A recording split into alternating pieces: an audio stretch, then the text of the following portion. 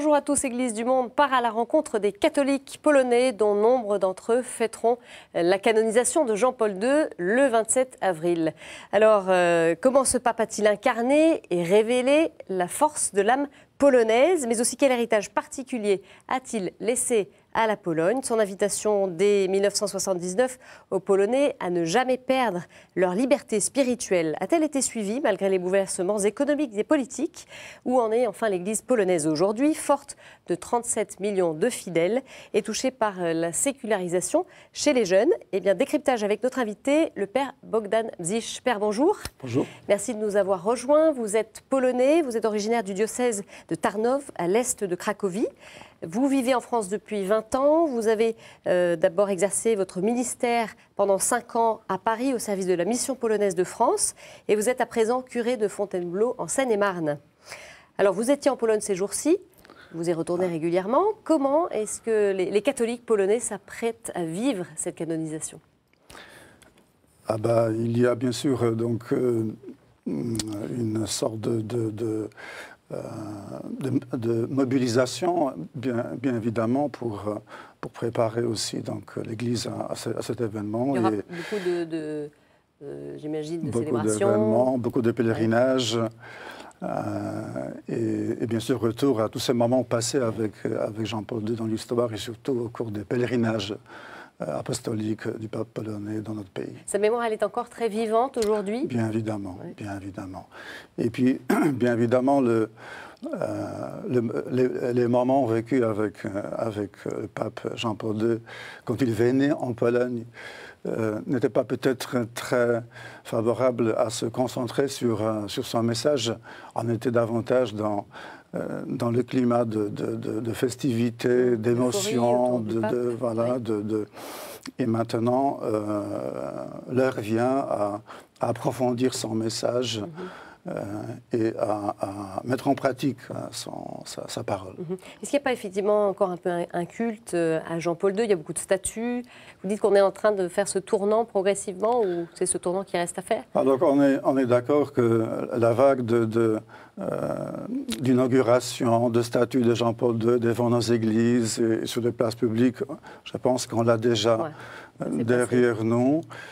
Et maintenant, le grand défi, c'est justement faire descendre son message et sa vision sur le plan pastoral de la vie de l'Église au quotidien. Alors justement, comment est-ce que Jean-Paul II a aussi incarné et révélé la force de l'âme polonaise? On va écouter le point de vue du père Władysław Zuziak, recteur de l'université pontificale de Jean-Paul II à Cracovie, joint par téléphone il y a quelques jours. Jean-Paul II, il a été vraiment privilégié depuis son enfance et sa jeunesse. Il a reçu une bonne éducation en littérature polonaise, européenne et aussi dans l'histoire. Et il connaissait très bien l'héritage profond à travers de cette littérature des grands poètes, écrivains, etc. Et grâce à cela, il savait bien sortir et exprimer cette profondité de l'âme humaine au niveau culturel, si on peut dire comme ça. Et il répétait souvent que chaque nation existe grâce à la culture et pour la culture. Et que l'homme ou bien une nation crée la culture, elle se nourrit de cette culture, c'est très important. Et la force de l'âme polonaise, c'est toujours l'âme, chaque individu et de nation, on peut dire, immergé dans la foi chrétienne. Et il a rappelé tout cela, il savait bien sortir et bien exprimer à ses compatriotes. Vous partagez ce point de vue du père Zuziak? Il n'est pas facile de résumer en quelques mots la richesse du message de Jean-Paul II. Je sais qu'une fois, on a posé au pape polonais la question: quelle est la phrase la plus importante dans la Bible? Et il n'a pas répondu « aimez-vous les uns les autres », mais il a dit « la vérité vous rendra libre ». Et je pense que peut-être c'est tout d'abord ces deux mots, la vérité et la liberté, parle beaucoup sur ce qui est peut-être le cœur de son message. Lui, il connaissait parfaitement bien la force dévastatrice de ces deux régimes qui étaient tout d'abord le nazisme et ensuite le communisme, qui nous ont privés de liberté. Et vous avez dû toujours défendre cette liberté. Exactement. Et certainement, c'est lui qui a compris et qui savait bien que pour retrouver la liberté, il faut tout d'abord rétablir la vérité. Donc ça, c'est autour de ces deux mots. Peut-être il faudrait encore rajouter le mot miséricorde, parce que dans sa vision, la vérité n'agit jamais seule. La vérité seule, elle peut blesser, elle peut même tuer.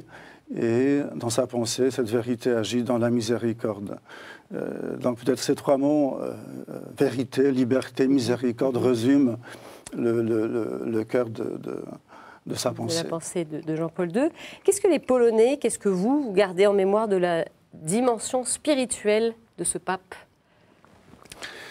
Alors, aujourd'hui, donc, après cette période où on était fiers et dans ce climat de joie, de célébration, je pense qu'aujourd'hui, l'Église de Pologne retient tout particulièrement son message pour la nouvelle évangélisation. Peu de gens savent que la première fois où l'expression la nouvelle évangélisation a été prononcée, c'était en Pologne, à Cracovie, pendant son premier pèlerinage à Nowa Huta, ville qui était donc imaginée comme une ville sans Dieu, sans... Voilà. Le 9 juin 1979, effectivement, c'est ce qui caractérise un peu son action pastorale pour le renouveau de l'Église. Voilà. Et donc aujourd'hui, on est conscient que le défi de la pastorale en Pologne aujourd'hui, c'est justement revenir à ce message, comprendre aussi qu'est-ce qui se cache derrière cette expression qui est bien connue, mais qui peut paraître un peu obscure. Oui. Il a expliqué dans Pastores dla Vobis, en 3 points, que cette nouveauté consiste à mettre en place une pastorale qui est nouvelle dans sa ferveur, dans ses méthodes et dans son expression. Ce qui n'est pas évident pour l'Église de tous les temps, mais peut-être pour une Église minoritaire où on voit des places libres pendant la messe, quand on est devant l'autel, peut-être on a peut-être plus de possibilités de réaliser l'urgence de la nouvelle nation. Mais pour les Polonais, où les églises sont toujours pleines le dimanche matin, c'est un défi. Complètement touché par ça. Et puis, deuxième raison pour laquelle il n'est pas évident aussi d'entrer dans cette démarche, dans cet esprit de la nouvelle évangélisation, c'est le fait que nous portons, même après 25 ans, toujours ce réflexe de l'Église qui devait se positionner en opposition par rapport au régime, dans l'esprit plutôt de résistance. Voilà. Et il n'est pas facile aujourd'hui de changer cette culture-là. Et au lieu de se poser toujours en résistance par rapport à ceux qui ne pensent pas comme nous, entrer dans ce dialogue serein. Et d'ailleurs, lui-même, il nous a donné l'exemple de cette capacité, de cette importance d'être en dialogue. Il était en dialogue à toute période, même dans ces années-là. Même quand il a été, proposé, quand il est proposé à l'époque du communisme comme candidat à être évêque à Cracovie, les communistes pensaient que c'est quelqu'un avec qui ils pourront facilement s'arranger parce qu'il était connu pour cette capacité à aller vers ce qui, bien sûr, ne s'est pas passé. Alors, vous parliez de ce défi, la nouvelle évangélisation aujourd'hui, et d'ailleurs, l'Église polonaise initie depuis 2 ans un congrès sur la nouvelle évangélisation, et vous y avez participé vous-même à l'un de ces congrès l'année dernière. Quelle est un petit peu la démarche de l'Église ? Alors effectivement, l'Église s'est donné donc, en Pologne un outil assez intéressant qui est une commission qui a été créée donc, suite au synode sur la nouvelle évangélisation, au sein de l'épiscopat polonais. C'est tenu en octobre 2012. Exactement. Et cette commission coordonne et aussi stimule toutes sortes d'initiatives dans le domaine de la nouvelle évangélisation. Donc il y avait déjà 2 congrès. Le dernier congrès a eu lieu l'année dernière en septembre à Varsovie. Qu'est-ce qui vous a semblé intéressant? Vous êtes allé pour voir un peu ce qui se passait. Qu'est-ce que vous avez retenu? Déjà, le titre qui est intéressant, le slogan ou le titre, c'était « Réveiller le géant ». Et ce géant, c'est la paroisse.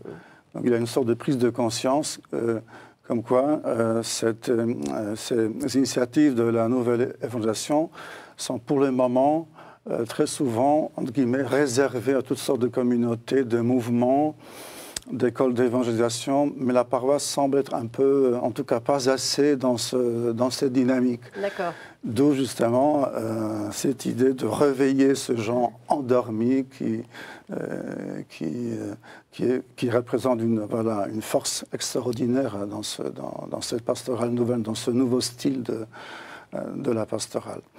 Et puis, deuxième point que je pourrais aussi évoquer, c'est le fait que parmi des fruits de ce congrès, il y avait aussi un point autour de l'expression de la conversion pastorale.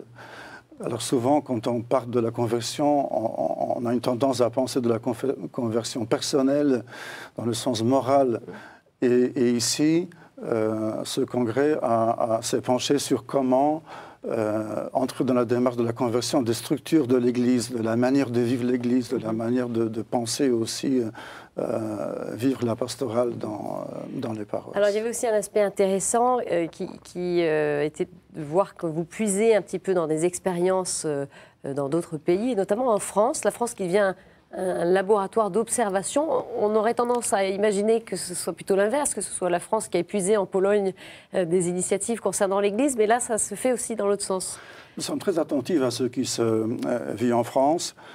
Beaucoup d'expériences nouvelles de l'Église se sont donc implantées en Pologne. Ça peut être quoi, par exemple? Ça peut être communauté de l'Emmanuel, fraternité monastique de Jérusalem, Chemin Neuf. D'ailleurs, pendant ce congrès, il y avait avec moi trois témoins de ce que vit l'Église de France. Il y avait aussi une présentation par Marc Deleritz du Chœur Alpha. Il y avait aussi un prêtre du Chemin Neuf qui aussi témoignait de sa pastorale dans sa paroisse.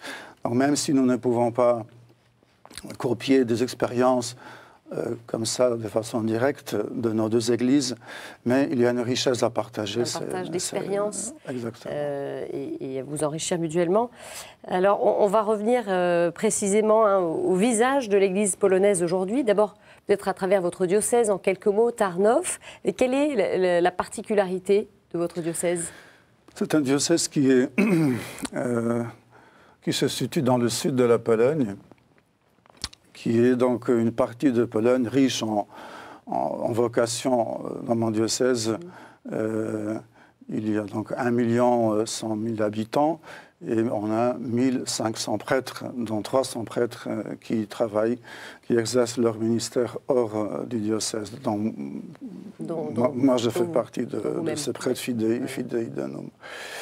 Actuellement, au séminaire de Tarnów, il y a environ 200 séminaristes, 33 diacres seront ordonnés prêtres cette année. Donc c'est un diocèse qui a beaucoup de vocations, c'est 200 séminaristes sur un diocèse. Sur un diocèse. C'est important, oui. Ouais. Et même on peut constater que malgré le temps qui passe, depuis que la Pologne a retrouvé la liberté, le nombre de vocations, en tout cas pour notre diocèse, n'a pas changé. Comment vous l'expliquez ça? Ça reste stable? C'est un miracle. Donc il n'y a pas d'explication. Mais il y a aussi le fait que les prêtres en Pologne sont très proches des jeunes. Le catéchisme est enseigné souvent par les prêtres à l'école publique. Peut-être cette proximité aussi donne des idées aux jeunes garçons de donner leur vie à Jésus au service de l'Église. Vous évoquez justement le catéchisme. Je crois qu'au niveau national, il y a environ 90% des enfants qui sont catéchisés en Pologne. Et pourtant, la vie sacramentelle, elle est moins suivie. Pourquoi est-ce qu'il y a une rupture et pourquoi est-ce que l'Église a du mal peut-être à rejoindre les chrétiens différents temps de leur vie? Alors au niveau national, en Pologne, le taux de pratique, c'est autour de 40%. C'est le niveau moyen. Voilà. Dans mon diocèse, avec des disparités d'une région à une voilà. autre. Par exemple, dans mon diocèse, c'est 70%. Il y a même un doyenné qui bat tous les records avec 90% de pratiquants réguliers tous les dimanches. Et pourquoi il y a des écarts comme ça d'une région à une autre? Il y a donc des raisons historiques, des populations qui ont été déplacées à l'époque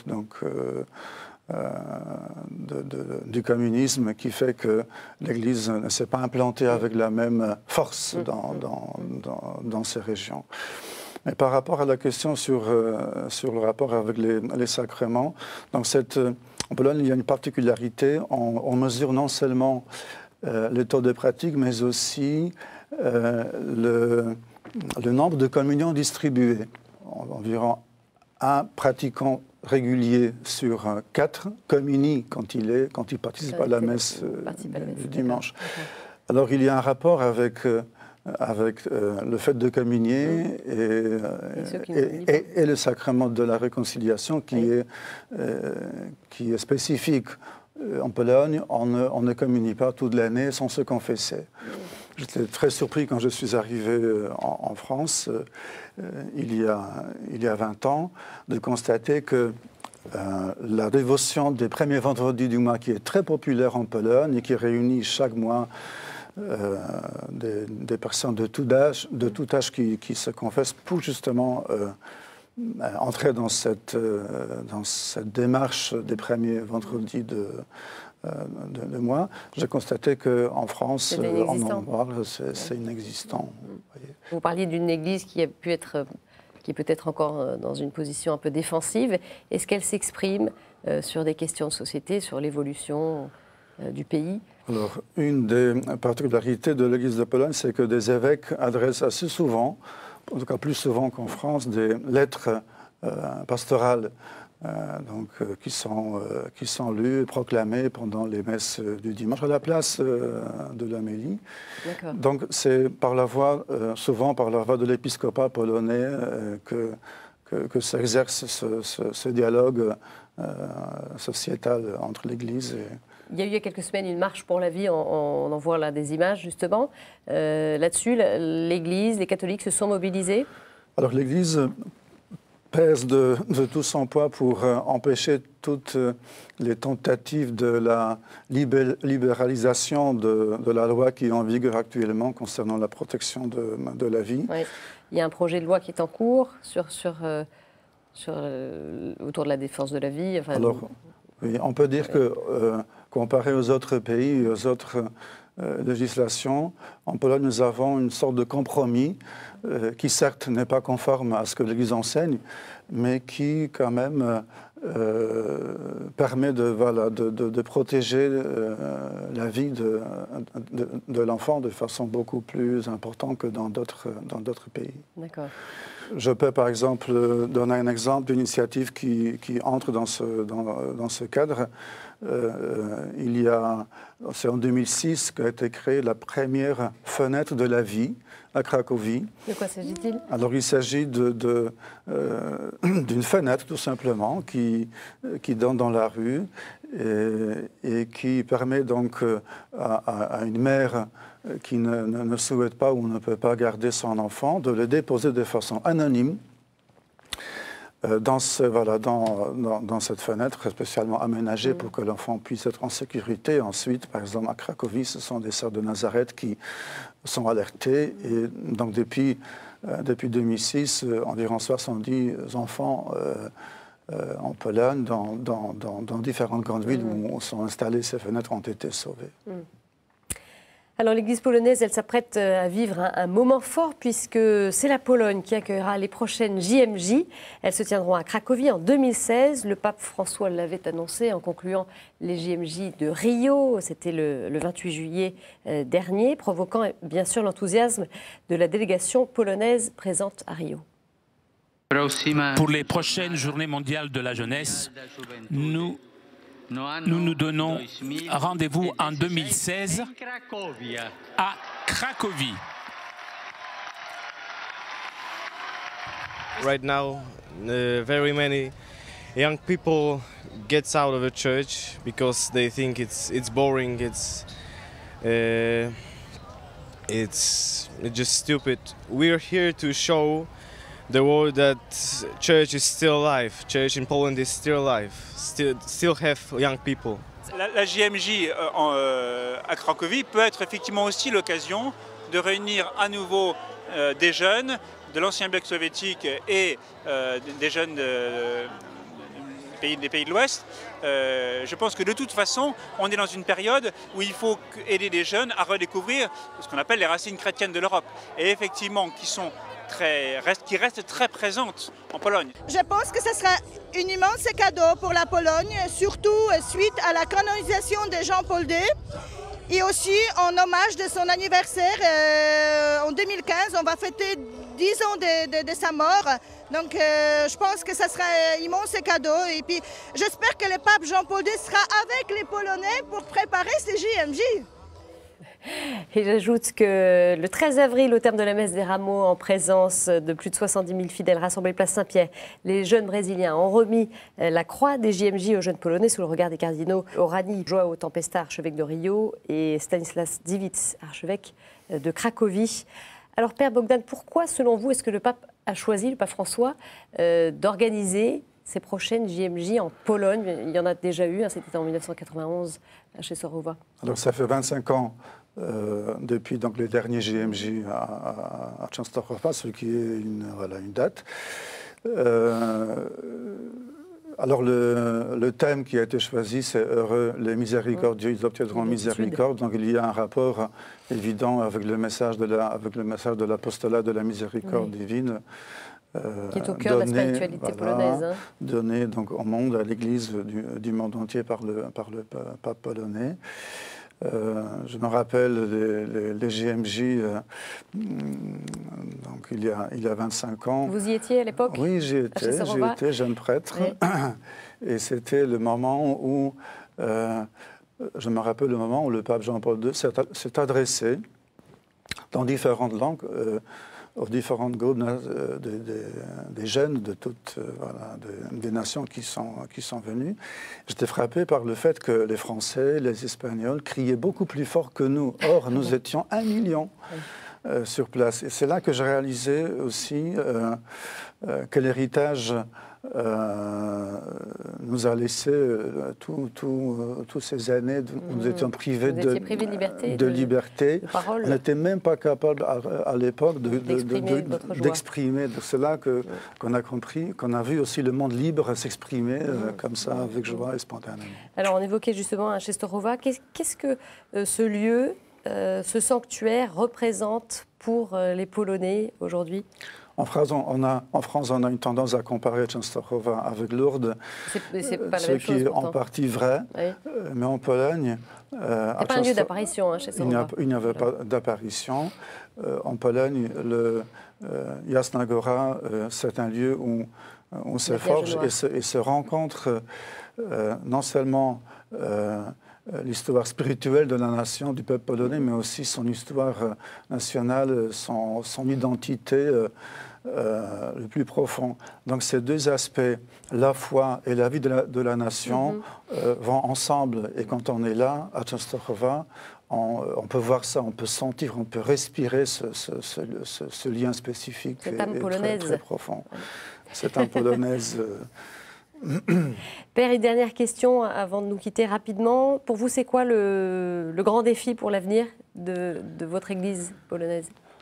Alors reprendre les paroles du pape François qui qui nous parle de périphérie, qui nous parle de l'Église qui doit se pencher sur les blessures, et qui doit donc aller vers, non seulement attendre, ou s'occuper d'identifier des erreurs du monde. Il appelle ça, le pape François appelle ça l'excès de diagnostic, mais aller vers avec cette attitude maternelle de l'Église qui cherche les brebis perdues. Merci beaucoup, Père Bogdan Bzisch, pour votre témoignage sur l'Église polonaise. Merci également à nos confrères de la télévision polonaise TVP pour leurs images. Vous pouvez revoir cette émission sur notre site ktotv.com.